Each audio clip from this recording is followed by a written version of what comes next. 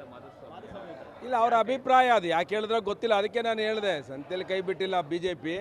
ಅವರಿಗೆ ಎಲ್ಲ ಅಧಿಕಾರವನ್ನು ಕೊಟ್ಟಿದೆ, 2 ಖಾತೆಗಳನ್ನು ಕೊಟ್ಟು ನೀರಾವರಿ ಮತ್ತು ಪಾರ್ಲಿಮೆಂಟರಿ ಅಫೇರ್ಸ್ ಸಚಿವರಾಗಿದ್ದಂಥವರು. ಅವರು ಯಾಕೆ ಆ ಹೇಳಿಕೆಯನ್ನು ಕೊಟ್ಟರೋ ಗೊತ್ತಿಲ್ಲ. ಬಟ್ ಅವರು ಹೇಳಿಕೆಗೂ ಮತ್ತು ನೀವು ಕೇಳೋ ಪ್ರಶ್ನೆಗೂ ಸಂಬಂಧ ಇಲ್ಲ. ಅವ್ರನ್ನೇ ಕೇಳಬೇಕು ಅದನ್ನು, ಯಾಕೆ ಅದನ್ನು ಹೇಳಿದ್ರು, ಸಂತೆಗೆ ಬಿಟ್ಟೋಗಿದ್ದಾರೆ ಅಂತ.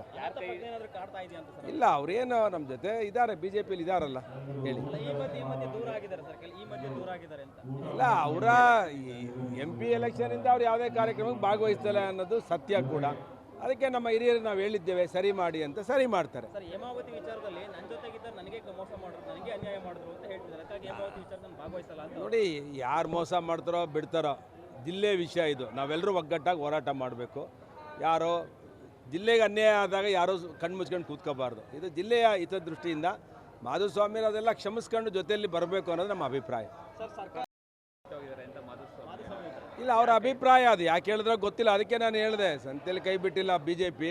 ಅವರಿಗೆ ಎಲ್ಲ ಅಧಿಕಾರವನ್ನು ಕೊಟ್ಟಿದೆ, 2 ಖಾತೆಗಳನ್ನು ಕೊಟ್ಟು ನೀರಾವರಿ ಮತ್ತು ಪಾರ್ಲಿಮೆಂಟರಿ ಅಫೇರ್ಸ್ ಸಚಿವರಾಗಿದ್ದಂಥವರು. ಅವರು ಯಾಕೆ ಆ ಹೇಳಿಕೆಯನ್ನು ಕೊಟ್ಟರೋ ಗೊತ್ತಿಲ್ಲ. ಬಟ್ ಅವರು ಹೇಳಿಕೆಗೂ ಮತ್ತು ನೀವು ಕೇಳೋ ಪ್ರಶ್ನೆಗೂ ಸಂಬಂಧ ಇಲ್ಲ. ಅವ್ರನ್ನೇ ಕೇಳಬೇಕು ಅದನ್ನು, ಯಾಕೆ ಅದನ್ನು ಹೇಳಿದ್ರು, ಸಂತೆಗೆ ಬಿಟ್ಟೋಗಿದ್ದಾರೆ ಅಂತ. ಇಲ್ಲ, ಅವರೇನು ನಮ್ಮ ಜೊತೆ ಇದ್ದಾರೆ, BJPಯಲ್ಲಿ ಇದ್ದಾರಲ್ಲ ಹೇಳಿ. ಇಲ್ಲ, ಅವರ MP ಎಲೆಕ್ಷನಿಂದ ಅವ್ರು ಯಾವುದೇ ಕಾರ್ಯಕ್ರಮಕ್ಕೆ ಭಾಗವಹಿಸ್ತಿಲ್ಲ ಅನ್ನೋದು ಸತ್ಯ ಕೂಡ. ಅದಕ್ಕೆ ನಮ್ಮ ಹಿರಿಯರು ನಾವು ಹೇಳಿದ್ದೇವೆ ಸರಿ ಮಾಡಿ ಅಂತ, ಸರಿ ಮಾಡ್ತಾರೆ. ಸರ್, ಹೇಮಾವತಿ ವಿಚಾರದಲ್ಲಿ ನನ್ನ ಜೊತೆಗಿದ್ದ ನನಗೆ ಮೋಸ ಮಾಡಿದ್ರು, ನನಗೆ ಅನ್ಯಾಯ ಮಾಡಿದ್ರು ಅಂತ ಹೇಳ್ತಿದ್ದಾರೆ. ಅದಕ್ಕಾಗಿ ಹೇಮಾವತಿ ವಿಚಾರದಲ್ಲಿ ಭಾಗವಹಿಸಲ್ಲ ಅಂತ. ನೋಡಿ, ಯಾರು ಮೋಸ ಮಾಡ್ತಾರೋ ಬಿಡ್ತಾರೋ, ಜಿಲ್ಲೆ ವಿಷಯ ಇದು. ನಾವೆಲ್ಲರೂ ಒಗ್ಗಟ್ಟಾಗಿ ಹೋರಾಟ ಮಾಡಬೇಕು. ಯಾರೋ ಜಿಲ್ಲೆಗೆ ಅನ್ಯಾಯ ಆದಾಗ ಯಾರೋ ಕಣ್ಣು ಮುಚ್ಕೊಂಡು ಕೂತ್ಕೋಬಾರ್ದು. ಇದು ಜಿಲ್ಲೆಯ ಹಿತದೃಷ್ಟಿಯಿಂದ ಮಾಧುಸ್ವಾಮಿ ಅದೆಲ್ಲ ಕ್ಷಮಿಸ್ಕೊಂಡು ಜೊತೆಯಲ್ಲಿ ಬರಬೇಕು ಅನ್ನೋದು ನಮ್ಮ ಅಭಿಪ್ರಾಯ. ಸರ್, ಸರ್ಕಾರ